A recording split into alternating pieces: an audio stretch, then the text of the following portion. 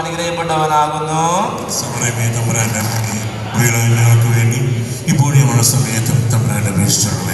പിതാവിനും പുത്രനും പരിശുദ്ധാത്മാവിനും സ്തുതി. നമുക്കൊരു നിമിഷം വിശുദ്ധ കുരിശ് വരച്ച് പ്രാർത്ഥിക്കാം. ഈശോ ഞങ്ങളുടെ തമ്പുരാനെ, വിശുദ്ധ കുരിശിന്റെ അടയാളത്താലെ ഞങ്ങൾ ശത്രുക്കളിൽ ഞങ്ങൾ രക്ഷിക്കുക. ഞങ്ങളുടെ തമ്പുരാനെ, പിതാവിന്റെയും പുത്രന്റെയും പരിശുദ്ധാത്മാവിന്റെയും നാമത്തിൽ ആമേൻ. ഈശോ മിശിഹായിക്ക് പരസ്പരം പുഞ്ചിരിച്ചുകൊണ്ട് പറയാവോ? ഈശോ മിശിഹായിക്ക് ഹല്ലേലൂയ. പ്രിയപ്പെട്ട സഹോദരങ്ങളെ, നമുക്കിന്ന് ശുശ്രൂഷ ചെയ്യുന്നത് നമ്മുടെ പ്രിയപ്പെട്ട സിസ്റ്ററാണ്. പരിചയപ്പെടുത്തേണ്ട ആവശ്യമില്ല. ഞാൻ ആമുഖമായിട്ട് കുറച്ച് കാര്യം സംസാരിക്കുന്നത് മാത്രമേ ഉള്ളൂ. ക്ലാസ് എടുക്കുന്ന പ്രധാനമായിട്ടും പ്രിയപ്പെട്ട സിസ്റ്ററാണ്. സ്നേഹമുള്ളവരെ, അതിന് തന്നെ ഒരു സാക്ഷ്യം പറയാൻ വേണ്ടി ആഗ്രഹിക്കുകയാണ്. കഴിഞ്ഞ ആഴ്ച നമ്മൾ ശുശ്രൂഷ ചെയ്തായിരുന്നു. അതിനുശേഷം ഞങ്ങൾ സ്ട്രീറ്റിൽ ശുശ്രൂഷ ചെയ്യാൻ വേണ്ടി പോയി. പുഷ്പശ്രീ സിസ്റ്ററും കൂടെ ഉണ്ടായിരുന്നു. പാട്ട് പാടാനൊക്കെ ആയിട്ട് മറ്റു പാട്ട് പാടി. അപ്പോൾ സ്നേഹമുള്ളവരെ, ഞങ്ങൾ ഇവിടുന്ന് പോകുമ്പോൾ തന്നെ ഒരു മഴയുടെ ഒക്കെ അന്തരീക്ഷം ഉണ്ടായിരുന്നു. അതായത് തെരുവിൽ അക്രൈസ്തവരോട് സുവിശേഷം പ്രഘോഷിക്കുക എന്നുള്ള ദൗത്യമാണ്. ഞങ്ങൾ പിലാത്തറ ബസ് സ്റ്റാൻഡിൽ പോയി വണ്ടി വെച്ചു, പാട്ട് പ്ലേ ചെയ്തു. ആ സമയം തന്നെ ശക്തമായ രീതിയിൽ ഇങ്ങനെ കാലാവസ്ഥക്ക് ഭയങ്കര മാറ്റം. മേഘങ്ങളെല്ലാം ഇങ്ങനെ ഇരുണ്ടുകൂടി, കറുത്തിരുണ്ട മേഘങ്ങൾ ഇരുട്ടായി മാറി. ആ സമയം 4 മണി കഴിഞ്ഞേ ഉള്ളൂ. പക്ഷേ ഒരു 7 മണി പോലെ അവസ്ഥയായി. ബസ് സ്റ്റാൻഡിനകത്ത് ചുഴലിക്കാറ്റ് പോലെ കാറ്റടിച്ച് അല്ലേ, 2-3 ബോർഡൊക്കെ പാറിപ്പോകുന്നു. അപ്പോഴേ നമുക്ക് മനസ്സിലായി ചില അന്തരീക്ഷ ശക്തികളുടെ അടയാളങ്ങൾ വരികയാണ്. നമ്മൾ വചനം പറയുമ്പോൾ അതിന് ഫലം ഉണ്ടാകുമ്പോൾ ചില അടയാളങ്ങൾ കിട്ടും. ചില അടയാളങ്ങൾ അവിടെയുള്ള ബോർഡൊക്കെ ഇങ്ങനെ പാറി ഭയങ്കര കാറ്റടിച്ചു. അപ്പോൾ നമ്മുടെ കൂടെ ഉണ്ടായിരുന്ന ബ്രദർ വെളിപാടിൻ്റെ പുസ്തകത്തിൻ്റെ 11:6 പറഞ്ഞ് പ്രാർത്ഥിച്ചു. തങ്ങളുടെ പ്രവചന ദിവസങ്ങളിൽ മഴ പെയ്യാതിരിക്കാൻ വേണ്ടി ഉള്ള ആ വചനം വെച്ച് പ്രാർത്ഥിച്ചു. പ്രിയപ്പെട്ട സഹോദരങ്ങളെ, ഞങ്ങൾ അവിടെ ഏകദേശം 2 മണിക്കൂർ ശുശ്രൂഷ ചെയ്തു. അവിടെ മഴ പെയ്തില്ല. ഹല്ലേലൂയ. പെട്ടെന്ന് ഈ മേഘങ്ങളെല്ലാം മാറിപ്പോയി. അതിൽ അത്ഭുതം എന്ന് പറയട്ടെ, ഞങ്ങൾ ആ ശുശ്രൂഷ കഴിഞ്ഞിട്ട് ഞങ്ങൾ നേരെ മണ്ടൂർ ഭാഗത്തേക്ക് പോയി. അവിടുന്ന് മാറി ഒരു 1/2 കിലോമീറ്റർ ശേഷമുള്ള എല്ലാ ഭാഗത്തും ശക്തമായ മഴയായിരുന്നു. ഹല്ലേലൂയ. ഞങ്ങൾ തിരിച്ചിവിടെ വഴി പോകുമ്പോൾ ഇവിടെ എല്ലാം ഭയങ്കരമായ ഇടിയും മഴയും കാറ്റും കരണ്ടും ഇല്ല. പക്ഷേ കർത്താവ് 2 മണിക്കൂർ സമയത്ത് പിലാത്തറയിലെ മഴ, ആ ചുറ്റളവിൽ മഴ പെയ്ച്ചില്ല. ഹല്ലേലൂയ. സ്നേഹമുള്ളവരെ, അത് വലിയ അടയാളമാണ്. നമ്മൾ ഈ കാലഘട്ടത്തിൽ അക്രൈസ്തവരോട് സുവിശേഷം പ്രഘോഷിക്കുമ്പോൾ ആദിമസഭയിലെ പോലെ വലിയ അത്ഭുതങ്ങൾ കർത്താവ് പ്രവർത്തിക്കും. ഞാനിപ്പോൾ ഇന്ന് രാവിലെ വന്ന് പുറകിൽ പ്രാർത്ഥിക്കുമ്പോൾ വിശുദ്ധ ബൈബിൾ എടുത്തു. നമ്മൾ ഈശോ എന്താണ് പറയാൻ ആഗ്രഹിക്കുന്നതെന്ന് അറിയാൻ വേണ്ടിയിട്ട്. അപ്പോൾ ഈശോ എന്നത് അപ്പസ്തോല പ്രവർത്തന പുസ്തകത്തിൽ 12-ാം അധ്യായം കിട്ടിയത്. അതിൽ എന്നെ സ്പർശിച്ച ഭാഗം നമുക്കറിയാം. പത്രോസ്ലീഹായെ തടവറയിൽ കാരാഗൃഹത്തിൽ അടച്ചു. ഈ വാർത്ത കേട്ട് പത്രോസ്ലീഹയുടെ കൂടെ ഉണ്ടായിരുന്ന എല്ലാ ദൈവജനവും സഭ തീക്ഷ്ണമായി പത്രോസ്ലീഹ പ്രാർത്ഥിച്ചുകൊണ്ടിരുന്നു. പത്രോസ്ലീഹ രാത്രി ഉറങ്ങുകയാണ് അല്ലേ? നമ്മൾ ഉറങ്ങുമോ? ജയിലിലടച്ച ഒരു ശുശ്രൂഷ ചെയ്തതിൻ്റെ പേരിൽ, ക്രിസ്തുവിനെ പ്രഘോഷിച്ചതിൻ്റെ പേരിൽ നമ്മളെ പോലീസ് സ്റ്റേഷനിൽ അടച്ചു കഴിഞ്ഞാൽ പിറ്റേ ദിവസം പോയി നമ്മൾ പണി നിർത്തും അല്ലേ? നമ്മൾ പറയും, ദൈവമേ വചനം പറഞ്ഞിട്ടാണല്ലോ എൻ്റെ ജയിലിൽ അടച്ചത്, ഇല്ലേ ഇവിടെ ഇല്ലേ? പത്രോസ്ലീഹ അവിടെ സുഖമായിട്ട് ഉറങ്ങുക. വചനം പറയുകയാണ്. 2 കയ്യിലും ആമുണ്ട്. ചങ്ങലകളാൽ ബന്ധിക്കപ്പെട്ട ഉറങ്ങുന്നത്. ചങ്ങലയിൽ ബന്ധപ്പെട്ടിക്ക് പോലും പത്രോസ്ലീഹ അവിടെ ദൂതം വന്നത് അറിഞ്ഞില്ല. ഒടുവിൽ പാർശ്വത്തിൽ തട്ടി പത്രോസ്ലീഹ ഇക്കിളിയാക്കിയിട്ടാണ് ദൂതനെ എഴുന്നേൽപ്പിക്കുന്നത്. ചിന്തിച്ചു നോക്കിയേ, ഇത്രയും നാളെ വിധിയാണ്, പീഡനമാണ്. അവിടെ ഒരു പ്രശ്നവുമില്ലാതെ കൂളായിട്ട് പത്രോസ്ലീഹ ഉറങ്ങുകയാണ്. സ്നേഹമുള്ളവരെ, ദൂതൻ വന്നു പുറത്തേക്ക് വരാൻ പറഞ്ഞപ്പോഴേക്കും കൈകളിൽ നിന്ന് ചങ്ങലയൊക്കെ അഴിഞ്ഞു പോവുകയാണ്. ഒത്തിരി അല്ലെ, അപ്പോസ്തല പ്രവർത്തനം വായിച്ച ഒത്തിരി അത്ഭുതങ്ങളാണ് ആദിമസഭയിലെ അത്ഭുതം. നമുക്കറിയാം, മനുഷ്യവരെ ഉയർപ്പിക്കുന്നു, നോക്കുമ്പോൾ സൗഖ്യമാകുന്നു, നേരടിക്കുമ്പോൾ സൗഖ്യമാകുന്നു. പത്രോസ്ലീഹയും പൗലോസ്ലീഹയും ഉപയോഗിച്ച വസ്ത്രങ്ങൾ അല്ലെ കർച്ചീഫൊക്കെ അത് ആൾക്കാരെടുത്തുകൊണ്ട് പോകുമായിരുന്നു. എന്തിനു വേണ്ടിയാ? രോഗികളായിട്ടുള്ളവര്, പൈശാചിക ബന്ധനത്തിൽ കഴിയുന്നവര്, തളർവാദം, അവരെയൊക്കെ ഈ തൂവാലയെടുത്ത് സ്പർശിക്കുമ്പോൾ അവർ സൗഖ്യം പ്രാപിക്കുമായിരുന്നു. Hallelujah, hallelujah. പ്രിയപ്പെട്ട സഹോദരങ്ങളെ, നമ്മൾ പ്രാർത്ഥിക്കേണ്ടത് ഈ കാലഘട്ടത്തില് ആദിമ സഭയെ വെല്ലുന്ന അഭിഷേകം വരണം.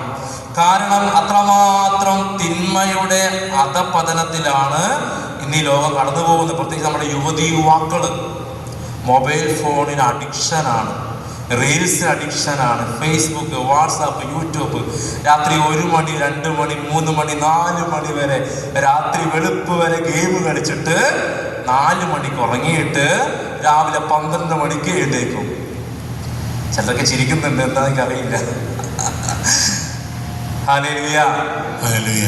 പ്രാർത്ഥനയില്ല, പ്രാർത്ഥന കുറഞ്ഞു വരുന്നു. യുവതി യുവാക്കൾ പ്രാർത്ഥിക്കാൻ പറ്റുന്നില്ല. ഒരു അരമണിക്കൂർ മുട്ടേ നിൽക്കാൻ പറ്റുന്നില്ല, കൊന്തമെല്ലാം പറ്റുന്നില്ല, കുമ്പസാരിക്കാൻ പറ്റുന്നില്ല. അതേസമയം കൊച്ചിയിൽ മറൈൻ ഡ്രൈവിൽ പോകാന്ന് പറഞ്ഞാൽ ഇഷ്ടംപോലെ സമയമുണ്ട്. കുളു മണാലി പോകാന്ന് പറഞ്ഞാൽ ഇഷ്ടംപോലെ സമയമുണ്ട്. സിനിമ കാണാൻ പോകാൻ ഇഷ്ടംപോലെ സമയമുണ്ട്.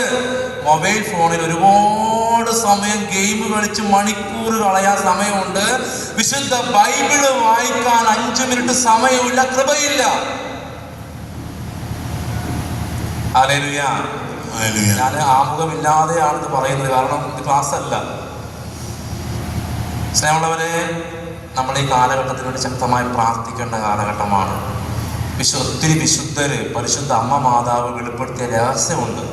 കർത്താവിൻ്റെ 2ാം വരവിന് മുമ്പ് യുഗാന്ത്യ സഭയില് ആദിമ സഭയെ വെല്ലുന്ന അഭിഷേകം ഉണ്ടാവും. ഹല്ലേലൂയ.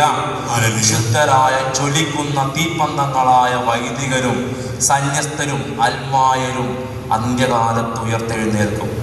നമ്മളുള്ളവർ, നമ്മൾ ഈ കാലഘട്ടം പരിശോധിക്കുകയാണെങ്കിൽ വിശുദ്ധ ബൈബിളിലെ എഴുതപ്പെട്ട തിരുവചനങ്ങളെല്ലാം നിറവേറുന്ന കാലഘട്ടമാണ്.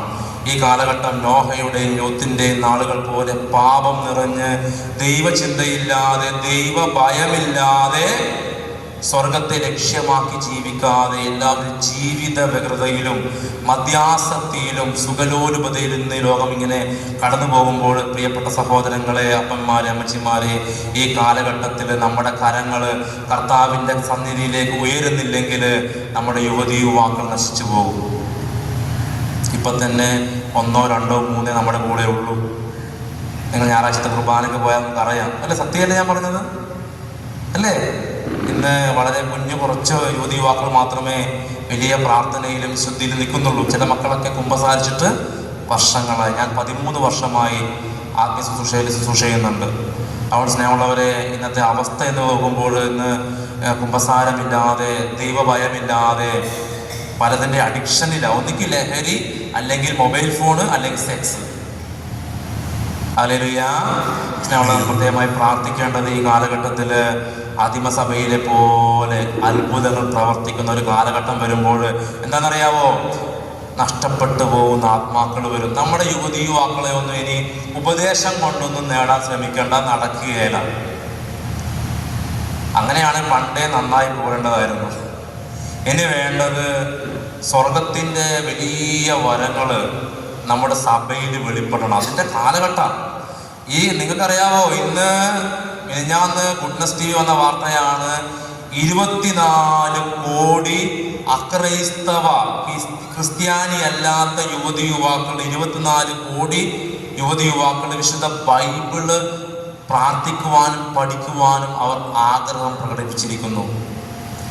ഇന്ന് ക്രിസ്തുവിനെ പ്രഘോഷിക്കാൻ പറ്റാത്ത പല രാജ്യങ്ങളുണ്ട്. പല രാജ്യങ്ങളിലും സുവിശേഷം ഈ വിശുദ്ധ ബൈബിൾ എടുക്കാൻ പറ്റുകയില്ല. ഇങ്ങനെ വിശുദ്ധ ബൈബിള് ഉയർത്തിപ്പിടിച്ചാൽ തല പോകുന്ന ഒത്തിരിയേറെ രാജ്യങ്ങളുണ്ട്. എന്നാൽ അവിടെ എല്ലാം പല ഇസ്ലാം മത രാജ്യങ്ങളിലും നിങ്ങൾക്കറിയാവോ, ലക്ഷക്കണക്കിന് ഇസ്ലാം മത സഹോദരങ്ങളാണ് യേശുക്രിസ്തു മാത്രമാണ് സത്യ ദൈവമെന്ന് തിരിച്ചറിഞ്ഞ് അതാരും പ്രഘോഷിച്ചില്ല. അവർ സ്വപ്നങ്ങളിലൂടെയും ദർശനങ്ങളിലൂടെയും കർത്താവിനെ അറിഞ്ഞ് രക്ഷകനും നാഥനുമായി സ്വീകരിക്കുന്ന ഒരു പ്രവണത ഇന്ന് ലോകത്തിൻ്റെ പല രാജ്യങ്ങളിൽ നടക്കുകയാണ്. നിങ്ങൾക്കറിയാമോ, ഇന്ന് പല സ്ഥലങ്ങളിലും പണ്ട് പാപത്തിൽ പടുകുഴിയിൽ ആയിരുന്ന അമേരിക്കയിലും UK-യിലൊക്കെ ഓസ്ട്രേലിയയിലൊക്കെയുള്ള യുവതി യുവാക്കള് ആരും പറയാതെ, ആരും ധ്യാനിപ്പിക്കാതെ കർത്താവിൻ്റെ ആലയത്തിലേക്ക് കടന്നു വന്ന് പ്രാർത്ഥിക്കുകയും പിന്നെ അവർ പിരിഞ്ഞു പോകുന്നില്ല. അങ്ങനെയില്ല, വലിയൊരു കൃപയുടെ യുഗവും ഇതേ സമയം നടക്കുന്നുണ്ട്. നമ്മളും പ്രാർത്ഥിക്കണം, നമ്മുടെ ഇന്ത്യ രാജ്യത്തിന് വേണ്ടി പ്രാർത്ഥിക്കണം. ഹല്ലേലൂയ. നമുക്ക് നമ്മുടെ സഭയിൽ, ആദിമസഭയിലെ പോലെയുള്ള വലിയ അഭിഷേകങ്ങൾ പ്രത്യേകം പ്രാർത്ഥിക്കണം. പ്രിയപ്പെട്ട സഹോദരങ്ങളെ, ഞാൻ ഈ സമയം, നമുക്ക് ചെറിയ സമയമേ ഉള്ളൂ, ആ സമയത്ത് നമ്മൾ ഒരു ചിന്ത പകർത്താൻ വേണ്ടി ആഗ്രഹിക്കുകയാണ്. കഴിഞ്ഞ ക്ലാസ്സിൻ്റെ ബാക്കി കുറച്ച് തീർക്കാൻ നമുക്കുണ്ടായിരുന്നു. നമ്മളതാണ് ശ്രദ്ധിക്കാൻ വേണ്ടി പോകുന്നത്. നമുക്കൊരു നിമിഷം ഒരിക്കൽ കൂടി ദൈവമാതാവിൻ്റെ വിമല ഹൃദയത്തിലേക്ക് നമ്മൾ പ്രാർത്ഥിക്കാം. പ്രത്യേകിച്ച് നമ്മുടെ യുവതിയുവാക്കൾക്ക് വേണ്ടി പ്രത്യേകം പ്രാർത്ഥിക്കണം. അവരാണ് നാളത്തെ അപ്പസ്തോലന്മാരും വൈദികരും സന്യസ്തരും. നമ്മൾ തമ്പുരാൻ്റെ മുമ്പിൽ വില കൊടുത്ത് പ്രാർത്ഥിക്കുന്നില്ലെങ്കിൽ, കണ്ണീരോടെ പ്രാർത്ഥിക്കുന്നില്ലെങ്കിൽ സാത്താൻ്റെ വലയിൽപ്പെട്ട് ആ യുവതിയുവാക്കൾ തകർന്നു പോകും. ഞാൻ വെറുതെ പറയുന്നതല്ല. നിങ്ങൾ സംശയം ഉണ്ടെങ്കിൽ നിങ്ങൾ ഈ മാനസിക രോഗത്തിന് ചികിത്സിക്കുന്ന ആശുപത്രികളിൽ പോയി നോക്കിക്കോ. 25 വയസ്സിന് താഴെയുള്ള ഒത്തിരി യുവതിയുവാക്കളാണ് ഇന്ന് മാനസിക നില തെറ്റിയിട്ട് ട്രീറ്റ്മെൻറ്റ് ചെയ്യുന്നത്. അതുപോലെയാണ് ഇന്നത്തെ ലഹരികൾ, MDM, രാസലഹരികൾ, സിന്തറ്റിക് രാസലഹരി. ഒരു പ്രാവശ്യം ഉപയോഗിച്ചാൽ മതി. MDM-ന്റെ ഉപയോഗം 1 വർഷം കൊണ്ട് ആ വ്യക്തിയെ തകർത്ത് കളയും. ജീവിതം തകർത്ത്. എത്ര ജീവിതം എന്നറിയാവോ പൊലിഞ്ഞു പോയിരിക്കുന്നേ. ഇന്ന് നല്ലൊരു ശതമാനം തലമുറയും വലിയ രീതിയിൽ തിന്മയുടെ പിടിയിലാണ്. നമ്മൾ തമ്പുരാൻ്റെ മുമ്പിൽ ഒരുമിച്ച് കൂടി പ്രാർത്ഥിക്കേണ്ട കാലഘട്ടമാണ്, ലോകം മുഴുവനും വേണ്ടി. ഒരിക്കൽ കൂടി ദൈവമാതാവിൻ്റെ വിമല ഹൃദയത്തിലേക്ക് തുടർന്ന സമയത്ത് പ്രാർത്ഥിക്കാം. നമ്മുടെ ജീവന്റെ പുസ്തകത്തെക്കുറിച്ച്, നമ്മുടെ മരണശേഷം സംഭവിക്കുന്ന ജീവന്റെ ഗ്രന്ഥത്തിൻ്റെ നമ്മൾ നേരത്തെ ക്ലാസ്സിൻ്റെ ബാക്കിയാണ് എടുക്കുന്നത്. പ്രത്യേകം പ്രാർത്ഥിക്കാം. നന്മ നിറഞ്ഞ മറിയമേ സ്വസ്തി, കൂടെ സ്ത്രീകളെങ്ങനെയുണ്ടാവുന്നു, അണയത്ത് ഫലമായി ഈശോ അനുഗ്രഹിക്കപ്പെടാവുന്നു. പരിശുദ്ധ മറിയമേ തമ്പുരാൻ്റെ അമ്മേ, പാപികളായ ഞങ്ങൾക്ക് വേണ്ടി ഇപ്പോഴും ഉള്ള സമയത്തും തമ്പുരാൻ്റെ അപേക്ഷിച്ചുള്ളമേ. ആമേൻ. വലിയ വിഷയമാണ് ജീവന്റെ പുസ്തകം. അതിൽ നമ്മൾ ചെറുതായി ചിന്തിക്കുകയാണ്. നിങ്ങളുടെ കയ്യിൽ വിശുദ്ധ ബൈബിൾ ഉണ്ടെങ്കിൽ എടുക്കാം. മൊബൈൽ ഫോണിൽ POC ബൈബിൾ ഉണ്ടെങ്കിൽ അതെടുത്താലും മതി, കുഴപ്പമില്ല, കാര്യമല്ല. നമുക്ക് ഒത്തിരിയേറെ വചനങ്ങളുണ്ട്. വചനം നോക്കി വായിച്ച് നമ്മൾ ക്ലാസ് കേൾക്കുക വലിയ അഭിഷേകമായിരിക്കും. സ്നേഹമുള്ളവരെ, ഇന്നത്തെ കാലഘട്ടത്തിൽ ദൈവഭയമില്ല, നിത്യജീവനെ കുറിച്ചുള്ള ചിന്തയില്ല. തെരഞ്ഞെടുക്കപ്പെട്ട നമ്മൾ പോലും ഇന്ന് നാളെക്കുറിച്ച് അല്ലെങ്കിൽ ഈ ലോകത്തിൻ്റെ കാര്യങ്ങളിൽ മാത്രം ചിന്തിച്ചുകൊണ്ടിരിക്കുക. എനിക്കൊരു മരണമുണ്ടെന്നോ, മരണശേഷം എനിക്ക് നിത്യജീവനുണ്ടെന്നോ, ആ നിത്യജീവൻ ആവശ്യമായ എന്തെല്ലാം നന്മകളാണ് ഞാൻ ചെയ്യേണ്ടതെന്നോ ഗ്രഹിക്കുന്നില്ല. അതാണ് കർത്താവ് പറയുന്നത്, മനുഷ്യപുത്രൻ വരുമ്പോൾ അത് നോഹയുടെയും ലോത്തിൻ്റെയും നാളുകൾ പോലെയായിരിക്കും. കഴിഞ്ഞ ക്ലാസ് നമ്മൾ പറഞ്ഞായിരുന്നു, നോഹയുടെയും ലോത്തിൻ്റെയും നാളുകൾ തിന്മ പെരുകുന്ന കാലഘട്ടം, പാപം പെരുകുന്ന കാലഘട്ടം. നിങ്ങളുടെ ഈ മദ്യവും ലഹരിയൊക്കെ ഇങ്ങനെ പെരുകുമ്പോൾ വലിയ അന്താളിപ്പൊന്നും വേണ്ട. ഇതൊക്കെ അവസാന കാലത്തിൽ ഉണ്ടാകുമെന്ന് ദൈവത്തിൻ്റെ വചനം പറയുന്നുണ്ട്. ലൂക്കാസ് സുവിശേഷത്തിൽ 21:34 മുതലുള്ള വചനം പറയുകയാണ്. അവിടെ ജാഗരൂകരായിരിക്കുന്ന ഹെഡിങ് പറയുന്നത്, സുഖലോലുപത, മദ്യാസക്തി, ജീവിത വ്യഗ്രത എന്നിവയാൽ നിങ്ങളുടെ മനസ്സ് ദുർബലമാകുകയും ആ ദിവസം ഒരു കെണി പോലെ നിങ്ങളുടെ മേൽ വന്ന് വീഴുകയും ചെയ്യാതിരിക്കുവാൻ ശ്രദ്ധിക്കുവിൻ. 3 കെണിയാ പറയുന്നത്. 1 സുഖലോലുപത, 2 മദ്യാസക്തി, ലഹരിയുടെ ലോകം, 2 ജീവിത വ്യഗ്രത. ഈ 3 കെണിയിലൂടെയാണ് ഇന്ന് അനേകർ കടന്നു പോകും. സമാധാനമില്ല, നാളെ ഓർത്ത് ഉറക്കമില്ല, മക്കളുടെ ഭാവിയെ ഓർത്ത്, കുടുംബത്തെ ഓർത്ത്, വീടിനെ ഓർത്ത്, ജീവിത പങ്കാളിയെ ഓർത്ത് നമ്മളിങ്ങനെ വ്യഗ്രതപ്പെട്ട് കഴിയുക.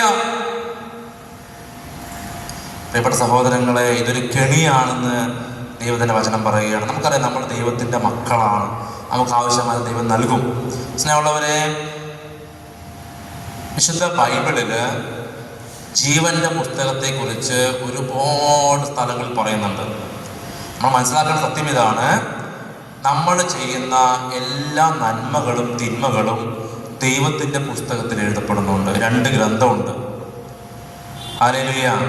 കരമേത്തി ഹല്ലേലൂയ. ഹല്ലേലൂയ. ശക്തിയോടെ ഹല്ലേലൂയ. ഹല്ലേലൂയ. നിങ്ങൾ വചനം കേൾക്കാൻ ദാഹത്തോടെ കേൾക്കുക. നമ്മൾ മരിച്ച ശേഷം സംഭവിക്കാൻ പോകുന്ന തനത് വിധിയെക്കുറിച്ചും പൊതുവിധിയെക്കുറിച്ചുമാണ് ഇപ്പോൾ നമ്മൾ ചിന്തിക്കാൻ വേണ്ടി പോകുന്നത്. ഞാൻ ആത്മാർത്ഥമായിട്ട് ചോദിക്കട്ടെ, സത്യം പറയണം, നിങ്ങൾക്ക് മരിക്കാൻ പേടിയാണോ ഇഷ്ടമാണോ? ഇഷ്ടമാണ്. മരിക്കാൻ ഇഷ്ടമുള്ളവരെ നോക്കി ഇത്ര ആൾക്കാർക്ക് ഇഷ്ടമുണ്ട്. ബാക്കിയുള്ളവർ മരിക്കാൻ പേടിയാണെന്ന് ഞാൻ കരുതുകയാണ്. ശരിക്കും പറഞ്ഞാൽ നിങ്ങളൊരു വിശുദ്ധനാകാൻ ആഗ്രഹിക്കുന്നവരാണെങ്കിൽ, നിങ്ങൾ നിത്യജീവനാണ് ലക്ഷ്യമെങ്കിൽ നിങ്ങൾക്ക് മരിക്കാൻ, ഞാൻ ആത്മഹത്യയല്ല പറഞ്ഞ കേട്ടോ, തെറ്റിദ്ധരിക്കരുത് കേട്ടോ, അങ്ങനെ തെറ്റിദ്ധരിക്കരുത്.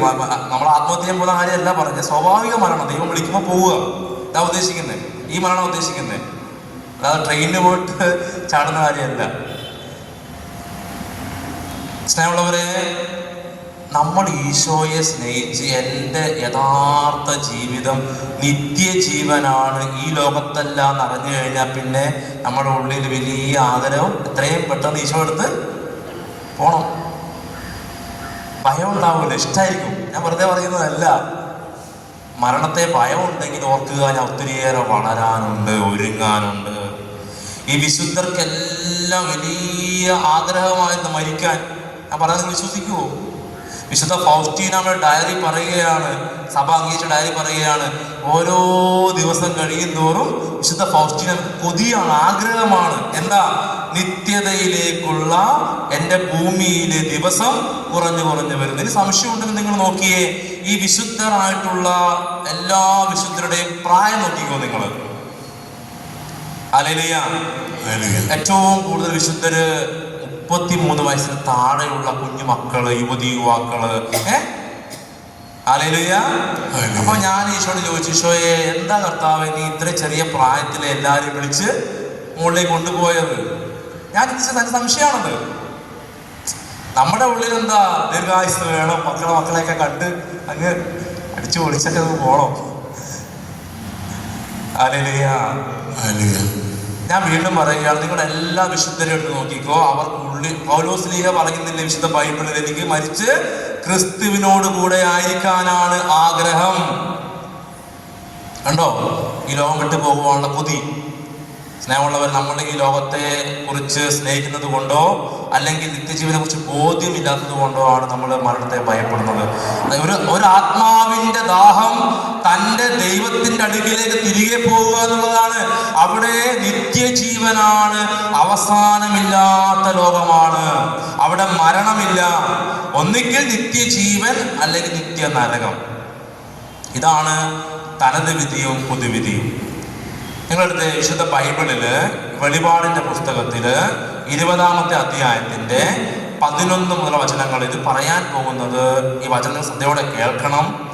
ഇത് ഈ ലോകത്ത് ജനിച്ച് ജീവിച്ച് മരിക്കുന്ന ഹിന്ദു ആയാലും മുസ്ലിം ആയാലും ക്രിസ്ത്യാനി ആയാലും ഏത് മതത്തിൽപ്പെട്ട നമ്മുടെ സഹോദരങ്ങളായാൽ പോലും, നമുക്കറിയാം നമ്മളെല്ലാം നമ്മുടെ സഹോദരങ്ങളാണ് അല്ലെ? ആരായാലും നമ്മുടെ സഹോദരങ്ങളാണ്. നമുക്ക് ജാതിയില്ല, മതമില്ല. ദൈവത്തിന് മുമ്പിൽ മനുഷ്യരെല്ലാം തുല്യരാണ്. ഹല്ലേലൂയ. അങ്ങനെയുള്ള ഈ ലോകത്തുള്ള എല്ലാ ജനങ്ങളും നിൽക്കുന്ന ഒരു ദിവസമുണ്ട്. ഹല്ലേലൂയ. ആ ദിവസം 2 പുസ്തകങ്ങൾ തുറക്കപ്പെടും. ഇത് വെറുതെ പറയുന്നതല്ല. ശ്രദ്ധിച്ച് കേൾക്കണേ മക്കളെ. കുറച്ച് യുവതി യുവാക്കളൊക്കെ ഉണ്ട്, ശ്രദ്ധിക്കണം മക്കളെ. സാത്താൻ ഒത്തിരിയേറെ കെടിവെച്ച് നിങ്ങളെ വല വെച്ച് പിടിക്കുന്നുണ്ട്. ഒത്തിരി നിങ്ങൾ ശ്രദ്ധിച്ചോ, ഒത്തിരി മൊബൈൽ ഫോൺ ഉപയോഗിച്ചാൽ പിന്നെ പ്രാർത്ഥിക്കാൻ പറ്റുകയില്ല. ഞാൻ വെറുതെ പറയുന്നതല്ല മക്കളെ. നിങ്ങൾ ഒരുപാട് മൊബൈൽ ഫോൺ ഒരു 2